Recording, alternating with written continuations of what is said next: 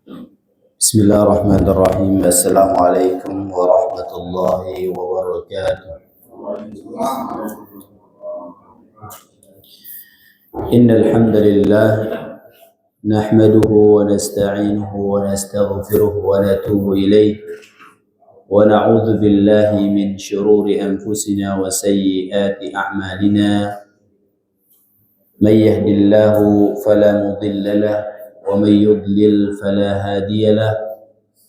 أشهد أن لا إله إلا الله وحده لا شريك له وأشهد أن محمدا عبده ورسوله صلى الله عليه وعلى آله وأصحابه وسلم تسليما كثيرا. أما بعد، يقول سبحانه وتعالى في كتابه الكريم: يا أيها الذين آمنوا اتقوا الله حق تقاته ولا تموتن إلا وأنتم مسلمون.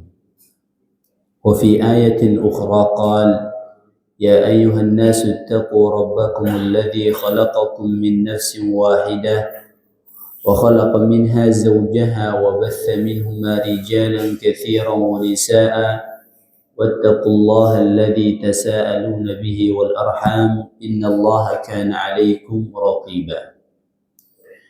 Para jemaah yang dimuliakan oleh Allah Subhanahu wa taala, pertama-tama kita bersyukur memuji Allah Subhanahu wa taala yang masih memberikan kepada kita semua nikmat bisa bermajelis ilmu, yang tentunya tidak semua hamba-hamba Allah Subhanahu wa taala bisa diberikan duduk bermajelis ilmu, sehingga Allah Subhanahu wa taala yang telah memilih kita untuk bisa duduk bermajelis ilmu, tentunya kita memperbanyak syukur kita kepada Allah Subhanahu wa taala. Salawat dan salam untuk Nabi dan tauladan kita, dialah Muhammad sallallahu alaihi wasallam, yang menjadi panutan kita dalam beribadah kepada Allah Subhanahu wa taala. Para jemaah salat subuh yang dimuliakan oleh Allah Subhanahu wa taala, insyaallah untuk tema kita pada pertemuan kali ini melanjutkan kitab Ahaditsul Akhlaq, hadis-hadis seputar akhlak Nabi kita sallallahu alaihi wasallam. Dialah rahmatul iyal, bagaimana kita bisa memiliki sifat kasih sayang kepada keluarga. Karena sebagian di antara kita, sebagian kaum muslimin, dia mungkin lebih sayang ketika bersama teman-temannya. Dia lebih sayang ketika sama rekan kerjanya. Tapi ketika dia pulang ke rumahnya, dia menjadi orang yang menakutkan buat anak-anaknya. Dia menjadi orang yang menakutkan buat istrinya. Padahal orang yang pantas untuk menerimanya mereka, bukan hanya bisa berkasih sayang ketika bertemu dengan kawannya atau rekan kerjanya. Beliau muallif rahimahullah mengatakan bahwa agama Islam ini adalah agama rahmatan lil alamin. Dia adalah agama yang mengajarkan kita berkasih sayang. Dan Nabi kita sallallahu alaihi wasallam adalah Nabi yang diutus oleh Allah sebagai rahmatan lil alamin, sebagai rahmat bagi seluruh alam.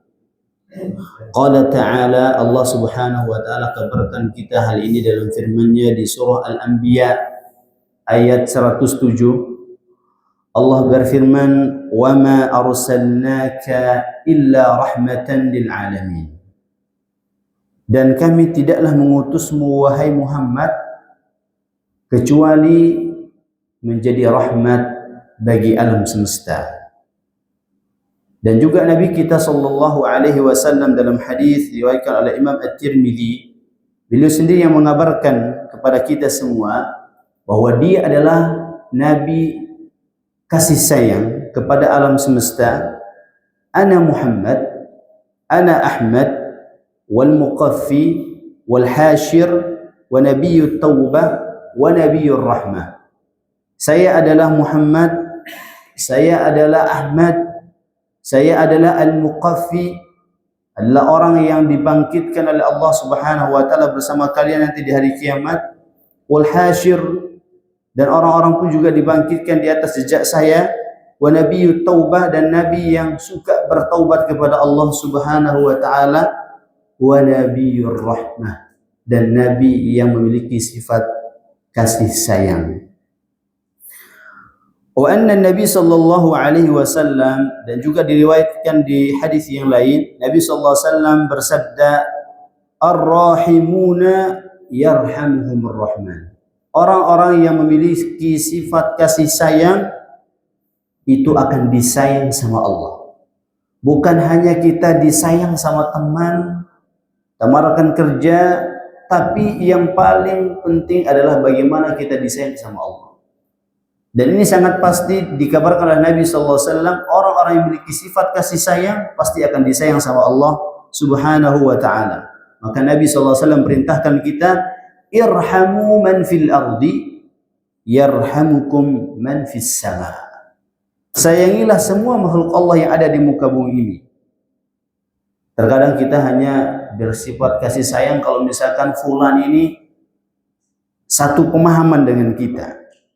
Fulan ini dia dekat rumahnya dengan kita. Fulan ini satu kantor dengan anak. Baru kita bisa kasih sayang. Apakah termasuk juga makhluk Allah seperti hewan? Naam. Bagaimana kita juga bisa memperlakukan makhluk Allah yang lain? Kita sayangi dia. Yarhamukum man fis sama. Maka kata Nabi SAW, maka pasti Allah akan sayangi dia. Semua makhluk Allah yang ada di langit juga sayang sama dia. Jadi kata kunci di sini para jamaah yang dimuliakan oleh Allah, bagaimana caranya supaya Allah sayang sama kita. Dan Nabi SAW sudah berikan kita jalannya, sayangi semua makhluk Allah Subhanahu wa ta'ala di atas muka bumi. Dalam Sahih Bukhari dan juga Sahih Muslim disebutkan bahwa Nabi sallallahu alaihi wasallam bersabda, "Innama yarhamullahu min ibadihi ar-ruhama." Sesungguhnya Allah menyayangi di antara hamba-hambanya yang penyayang saja. Man la yarham la yurham. Siapa yang tidak memiliki sifat kasih sayang, maka dia tidak mendapatkan rahmat Allah Subhanahu wa taala. Artinya rahmat Allah itu akan bisa dicapai, bisa dihasilkan jika dia memiliki sifat kasih sayang. Tapi ketika seseorang itu tidak memiliki sifat kasih sayang, maka sama artinya dia telah menjauhkan dirinya daripada rahmat Allah Subhanahu wa ta'ala.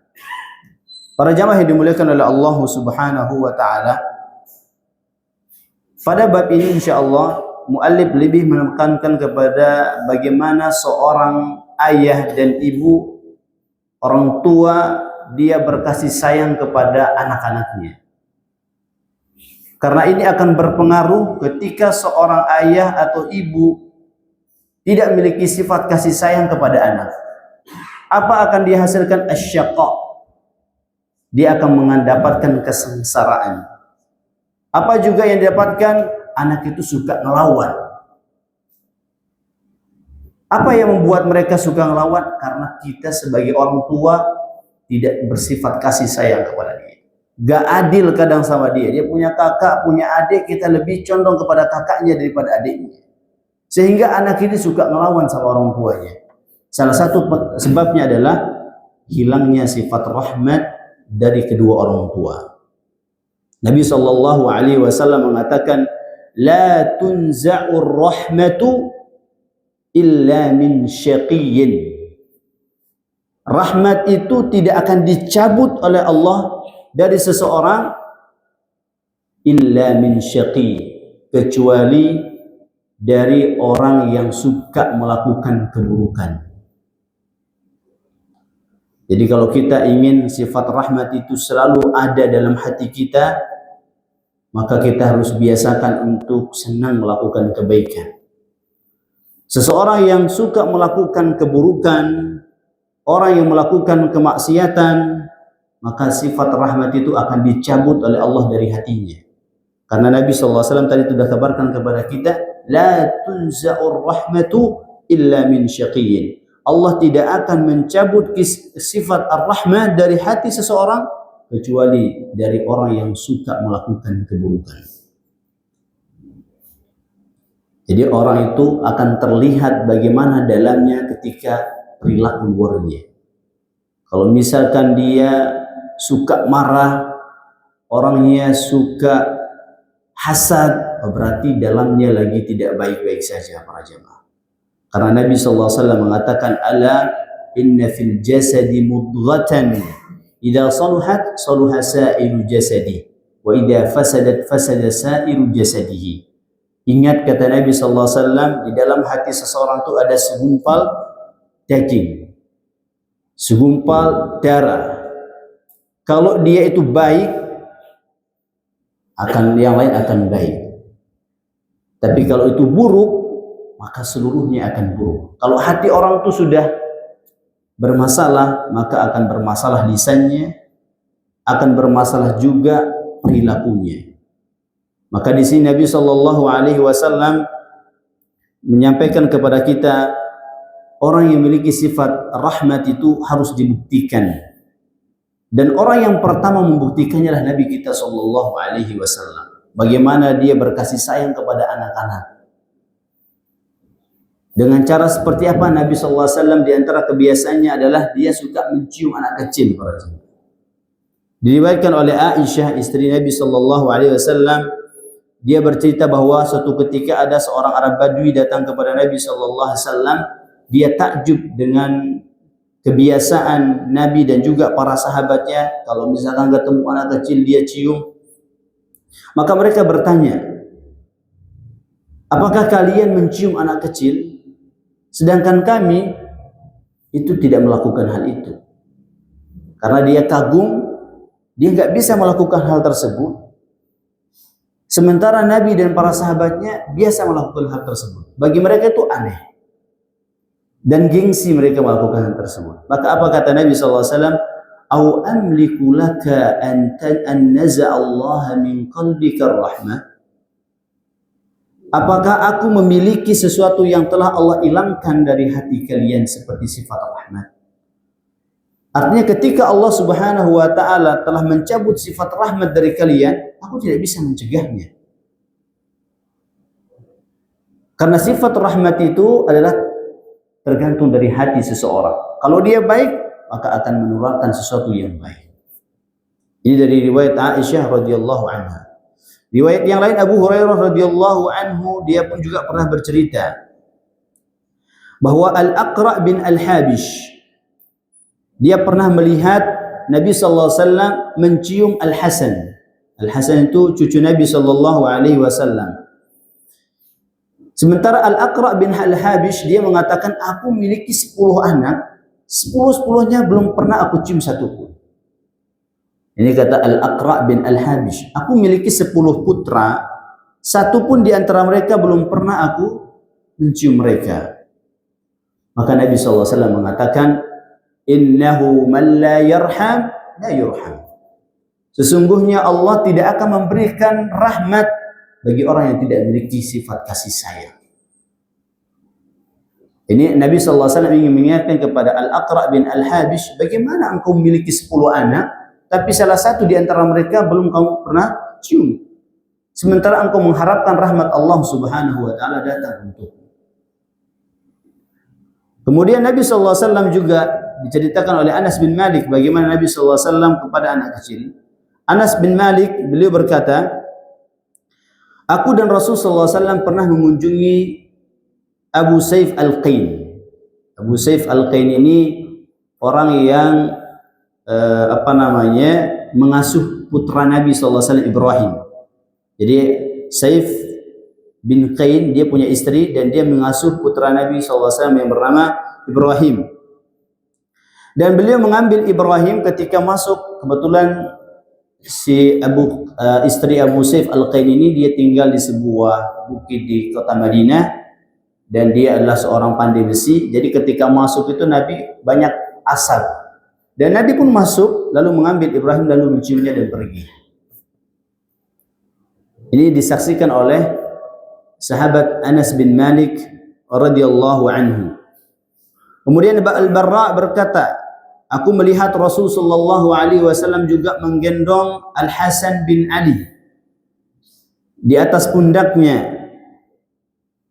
Jadi ketika Nabi sallallahu alaihi wasallam melihat Hasan dan Husain, pernah suatu ketika juga Nabi sallallahu alaihi wasallam melihat cucunya Hasan dan Husain diajak bermain. Yang satu naik ke kaki kirinya, yang satu di kaki kanan Nabi sallallahu alaihi wasallam. Bahkan Nabi sallallahu alaihi wasallam mengatakan is'ad, is'ad. Disuruh naik sampai ke dada Nabi sallallahu alaihi wasallam, bahkan sampai ke leher Nabi sallallahu alaihi wasallam. Baru setelah itu beliau sallallahu alaihi wasallam memerintahkan mereka untuk bermain lagi. Jadi begitu Nabi sallallahu alaihi wasallam memperlakukan cucu-cucunya Hasan dan Husain. Maka Nabi sallallahu alaihi wasallam mengatakan, Allahumma inni uhibbahu fa ahibbah.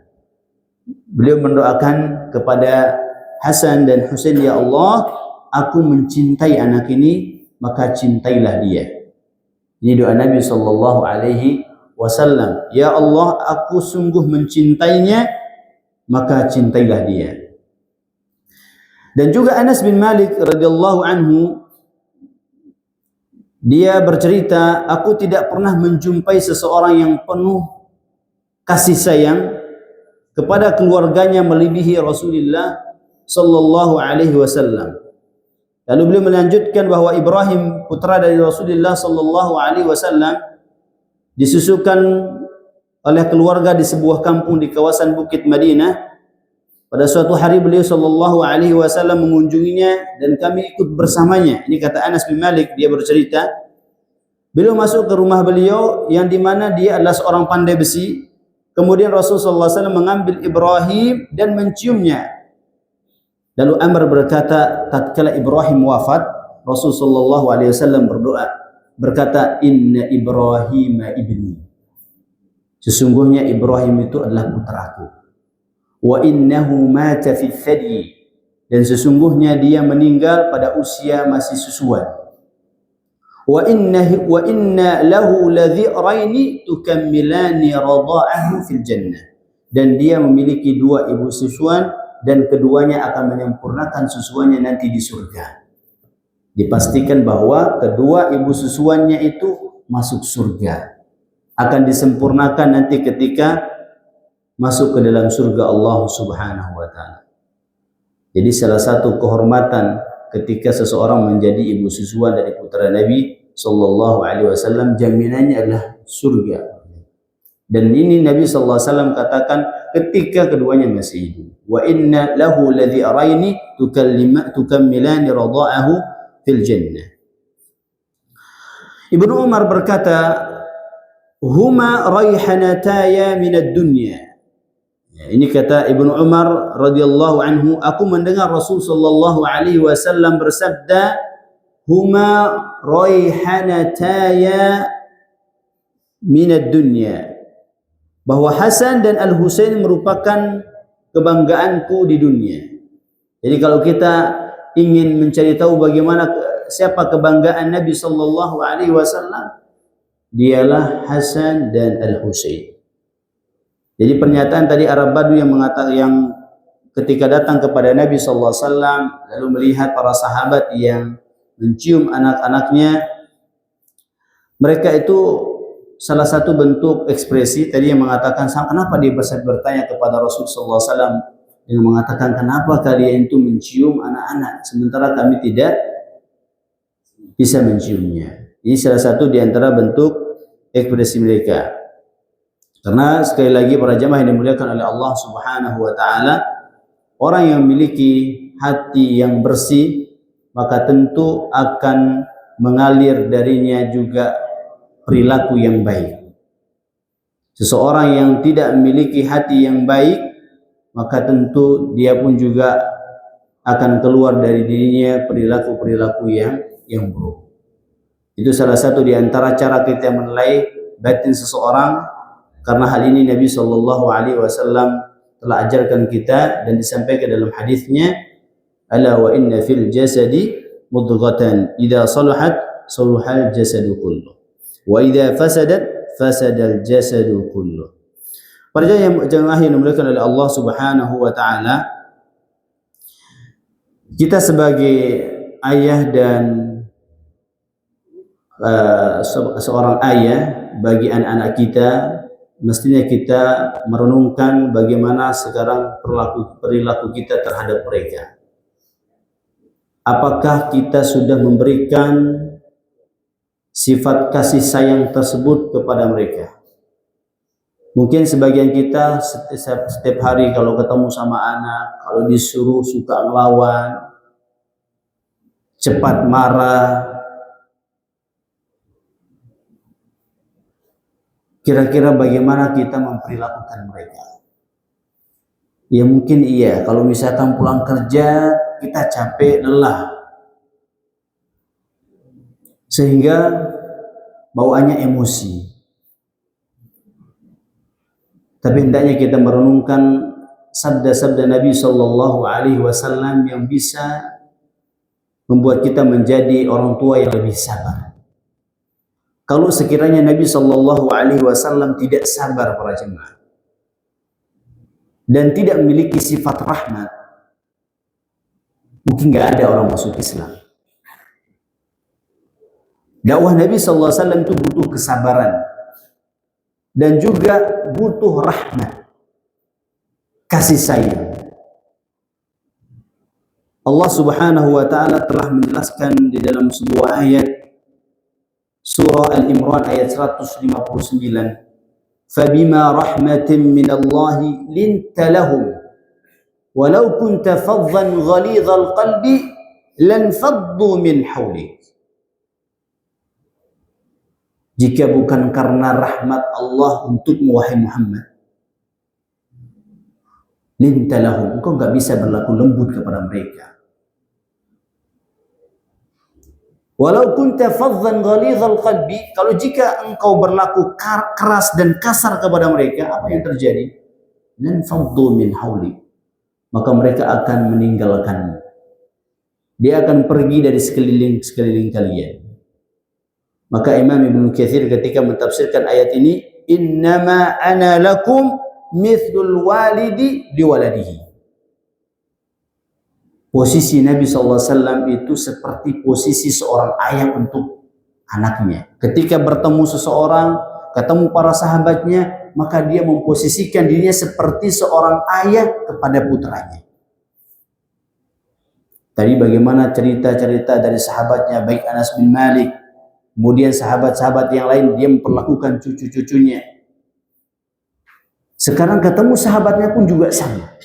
Sehingga banyak orang yang tertarik masuk Islam, memeluk Islam, bukan karena dakwah lisan Nabi SAW, tapi karena perilaku baik dari Nabi SAW. Sehingga kita sebagai orang yang mengaku sebagai umatnya Nabi SAW, sebaiknya kita meniru bagaimana Nabi SAW bermuamalah, entah itu bermuamalah sama keluarganya, bermuamalah sama kawannya, karena Nabi SAW adalah seorang ayah yang baik. Kalau kita mencari siapa ayah yang paling baik, dia Nabi SAW. Siapalah bos yang paling baik? Nabi SAW. Siapa kawan yang paling baik? Nabi SAW. Sehingga dialah contoh pertama kita dalam bermuamalah, dalam menjadi pemimpin di rumah tangga kita, Nabi kita SAW. Maka di sini Imam Ibnu Katsir rahimahullahu taala beliau mentafsirkan, bahkan para ulama tafsir yang lain ketika menjelaskan surah Al-Imran ayat 159 ini, mereka mentafsirkan hal yang sama. Beliau mengatakan, innama ana lakum mithlul walidi liwaladihi. Sesungguhnya aku bagi kalian seperti seorang ayah untuk anak-anaknya. Maka para jamaah yang dimuliakan oleh Allah Subhanahu wa taala, betapa sayangnya Nabi untuk kita semua. Padahal Nabi belum pernah ketemu sama kita. Tapi Nabi mengatakan, aku posisinya seperti ayah sama anak-anaknya. Ini menunjukkan betapa cintanya Nabi Shallallahu Alaihi Wasallam kepada kita semua. Betapa banyak kesulitan, gangguan yang didapatkan oleh Nabi Shallallahu Alaihi Wasallam itu demi kita. Mungkin kalau sekarang, kalau kita lihat ujian-ujian yang didapatkan oleh para ulama kita itu tidak sebanding, masih kecil dibandingkan dengan ujian Nabi Shallallahu Alaihi Wasallam. Mungkin belum pernah kita melihat seorang ulama mungkin hari ini ketika sujud diletakkan kotoran di atas pundaknya, belum pernah baca. Itu Nabi Shallallahu Alaihi Wasallam di depan anaknya, di depan Ka'bah, orang Quraisy bawa kotoran unta lalu diletakkan di atas pundak Nabi Shallallahu Alaihi Wasallam. Itu sekelas Nabi. Dan para sahabat sangat cinta, melebihi cintanya terhadap istri dan anak-anaknya kepada Nabi Sallallahu Alaihi Wasallam. Dan itu Nabi korbankan buat kita semua.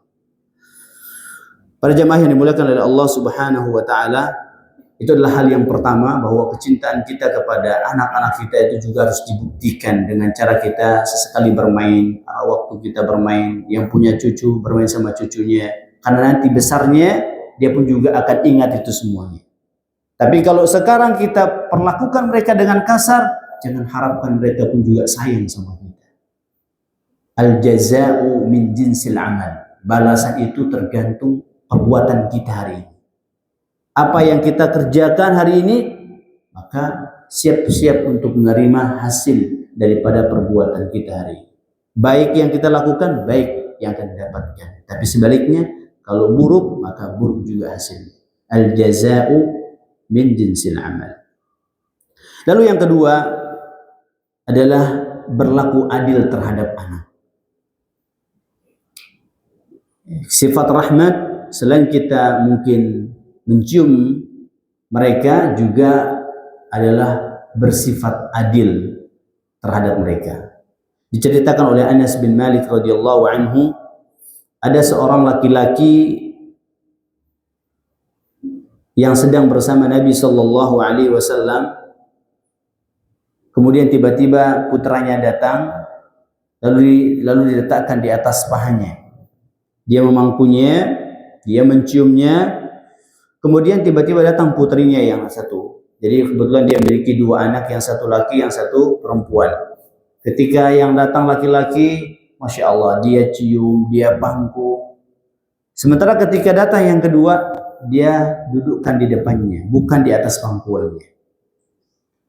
Apa yang terjadi? Rasulullah SAW melihat peristiwa itu dan menegurnya.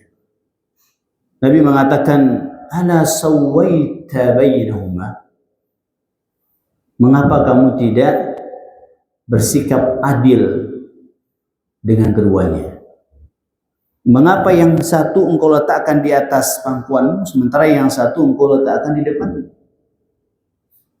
Jadi dalam perkara sekecil ini Nabi SAW memperhatikan. Karena kenapa para jamaah? Bisa jadi anak adiknya ini akan hasad kepada kakaknya.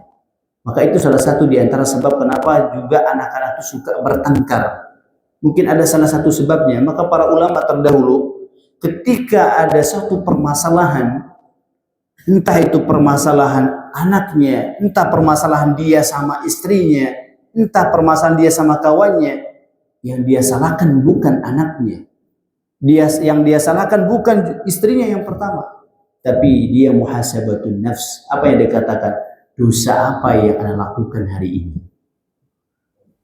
Karena tidak ada sesuatu yang membuat kerusakan atau perpecahan, pertengkaran, kecuali dosa. Jadi dia mengingat, kira-kira hari ini Anda sudah melakukan dosa apa?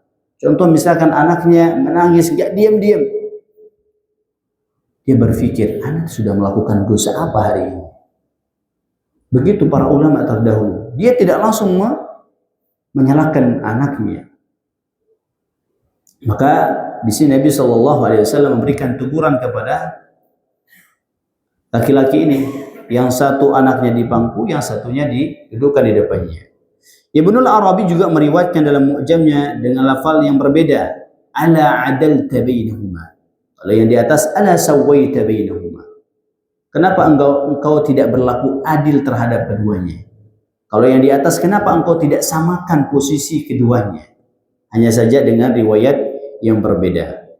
Maka di sini Nabi Shallallahu Alaihi Wasallam mengingatkan kita semua untuk bisa berlaku adil terhadap anak-anak kita, hatta hal yang terkecil apapun.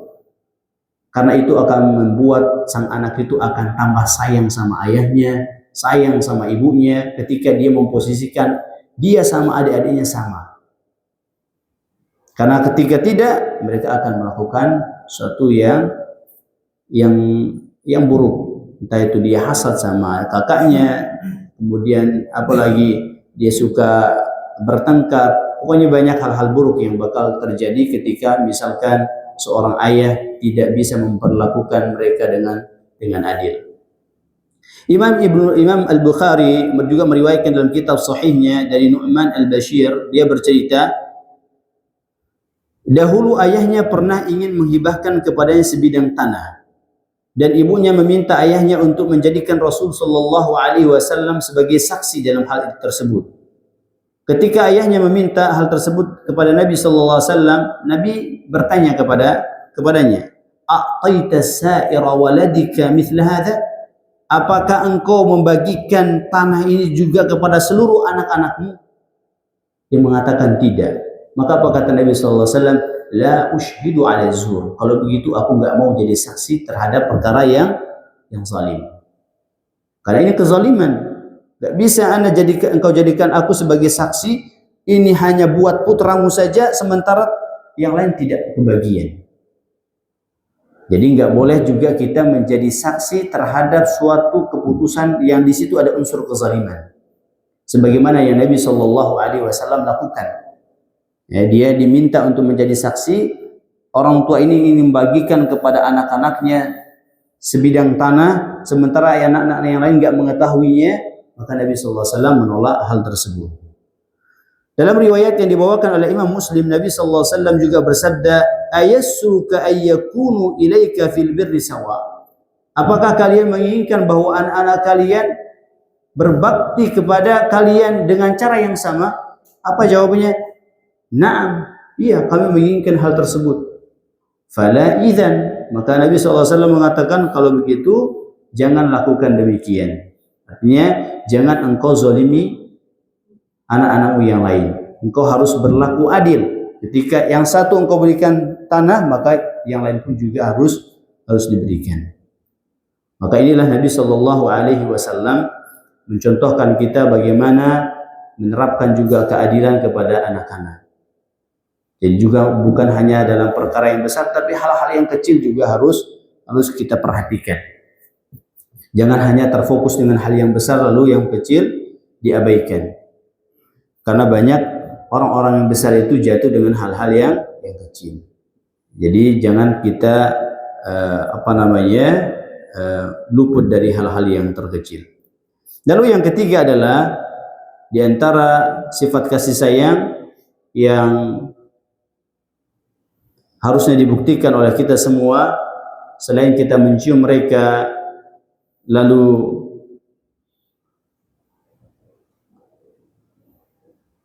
bersifat adil kepada mereka semua,